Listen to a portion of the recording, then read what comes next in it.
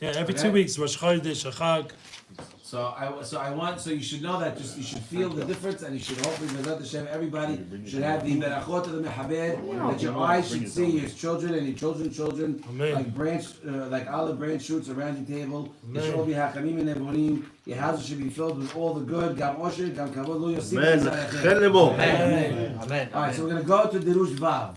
Now this Derush, you should know, is what I remember. I believe I said this last year. This was last Shabbat's class last year. Okay, you there? All news.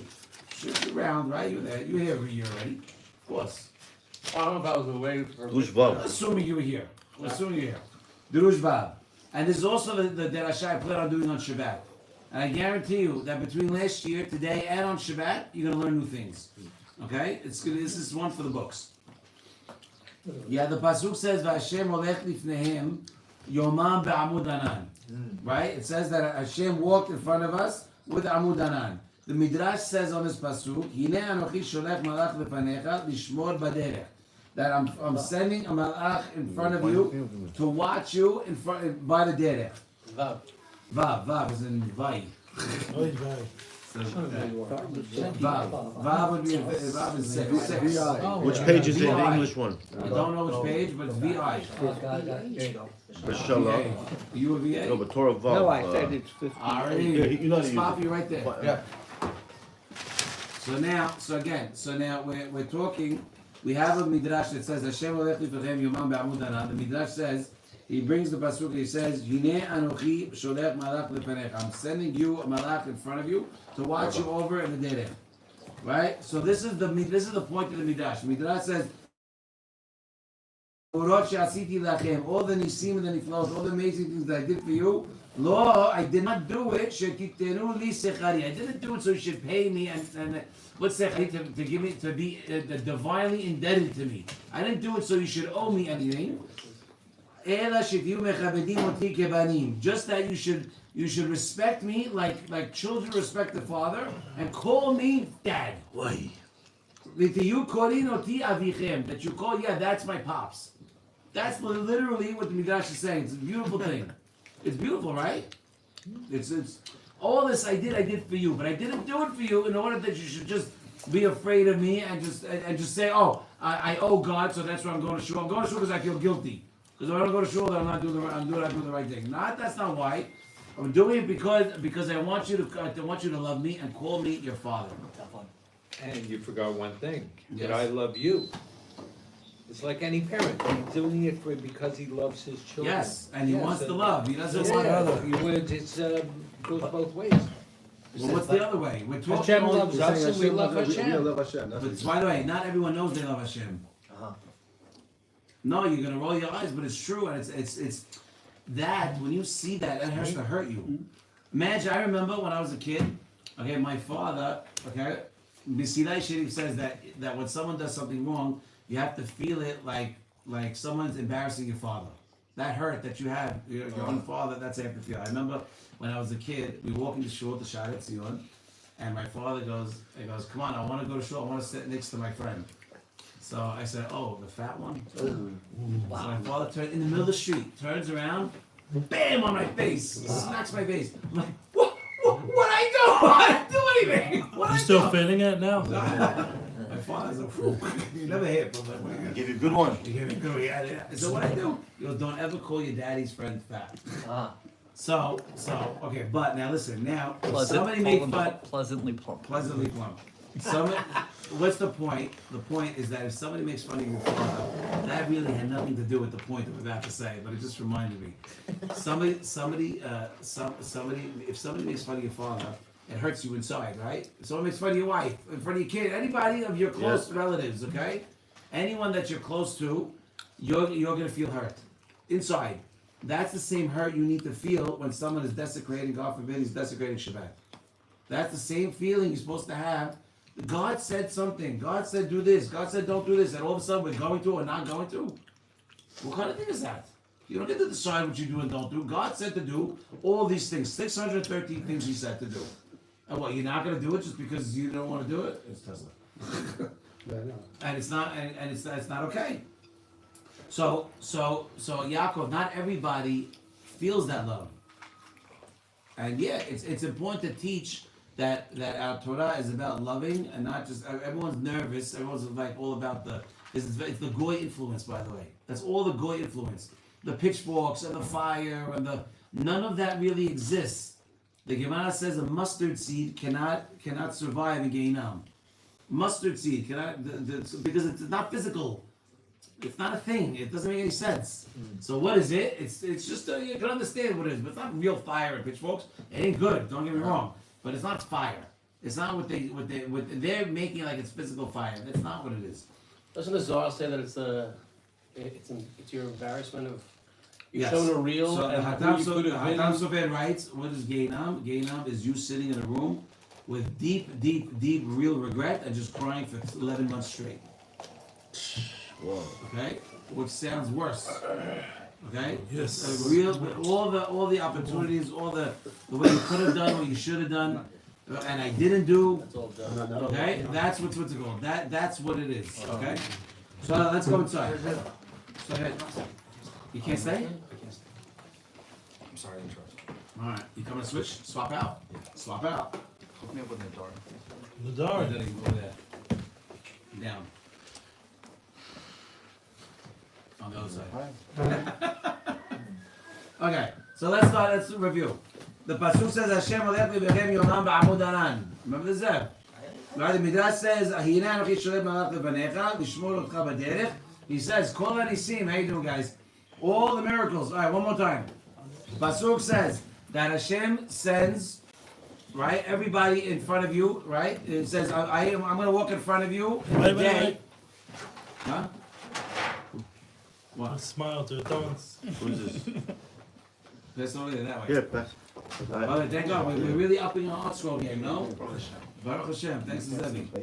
Okay. Hashem holech livrechem yomam v'layla. Hashem holech livrechem amud anan, right? The Midrash says, Hine anochi sholech malach v'necha lishmor b'derech. I'm sending a malach to protect you in front of the derech. The Midrash now starts. All the miracles that I did for you not that you should exact payment for me and be indebted to me eternally, but for you to respect me and call me dad. Okay? Uma and the Midrash continues. Uma nisim esiti libriya ba'olam yoter mikem.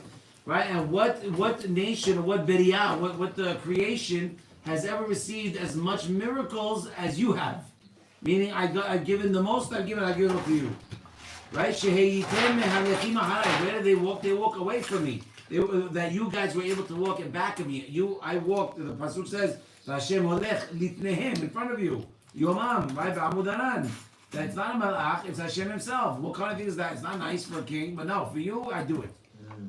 Don't the Jewish leaders always walk in front? No, the Jewish leaders always go to battle. Huh? No, I think you're talking about battle. About the war. They go into the war. The other one goes also in front into the war. So, אני מהלך לפניכם ומאיר לכם. What? Oh! Of course, that leaves and then this happens. Just on time. You gotta put more of that. There's tape in the back. We'll just hold it up like that for a while. Stay here for this year. Sash, look behind you. There's tape somewhere. Maybe in the drawers. Thank you. So it says, "אני מהלך לבכם ומאיר לכם שאמר," right? That's pasuk says, "Hashem הולך לבכם יומם." Very good. So we're all clear with the Midrash? Makes sense? Everything that I did for you, I did in order that you should call me dad, and not that you should be indebted to me and just say, oh, God gave everything, so now I feel guilty, I have to do what he says. Can't do that. Right? Now, kasher. Right? Why shouldn't we be obligated or want to be obligated to be eternally in debt to him? He did everything for us. And is continuously doing everything for us. Why shouldn't we? Right? That's not the way he wants it. But why shouldn't we do it? It's not regardless of what he wants. You still have an obligation to feel that way. By the way, you still have an obligation to feel indebted to God. That does not go away. You understand? That's Yirat Hava. You have to. You have to. Rambam writes it in the beginning to Mishneh Torah. Oh, but he says like no Sakkal to pay mamish to pay him. But you can't pay. What's paying him? Being my people. Following the mitzvot. That's not what he wants. He wanted to I do. think paying him would be more like helping others. No, because sechari is my sachar. It actually is true. You're not wrong because it does say that when you pay your loans back, it's as if you're paying God's loans back. Very big deal. If you pay God's loan, if you pay your people back, people that you owe money to, it's as if you're paying God back. Why? Because everyone's designated a certain amount of money a year, right?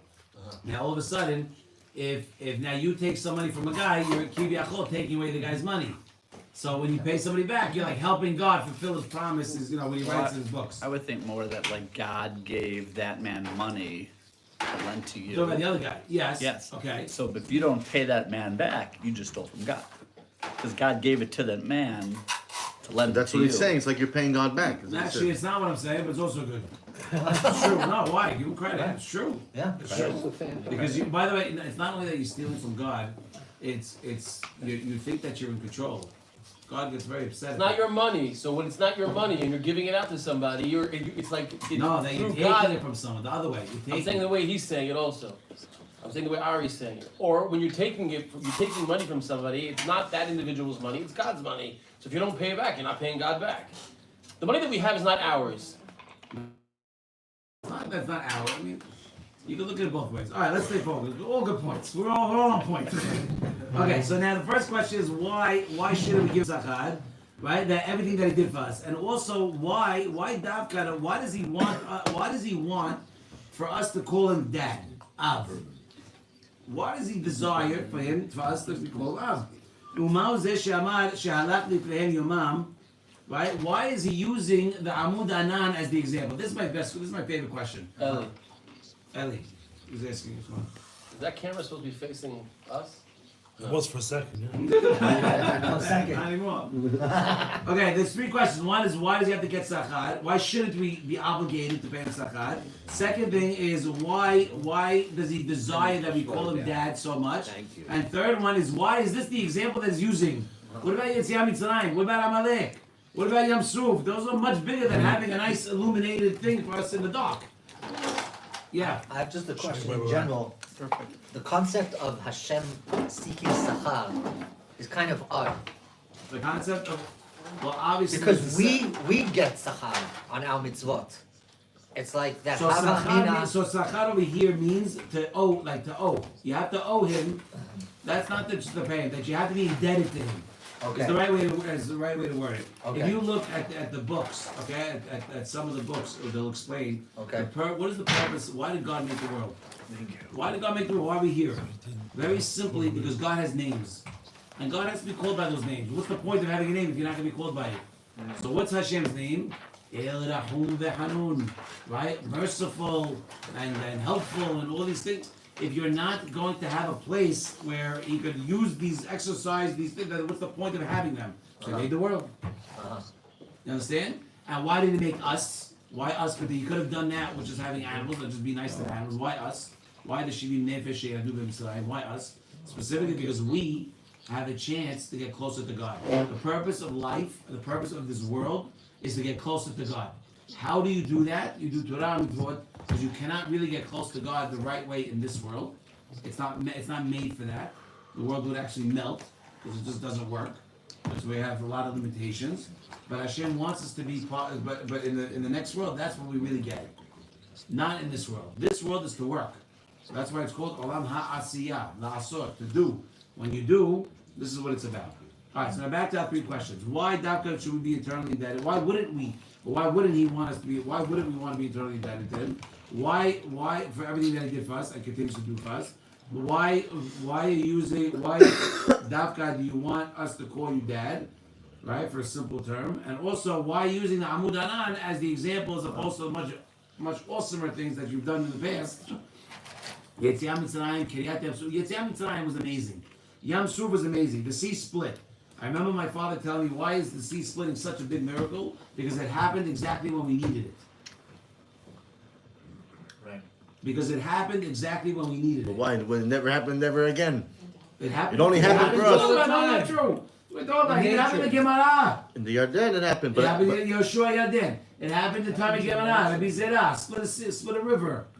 Come on, it's just. what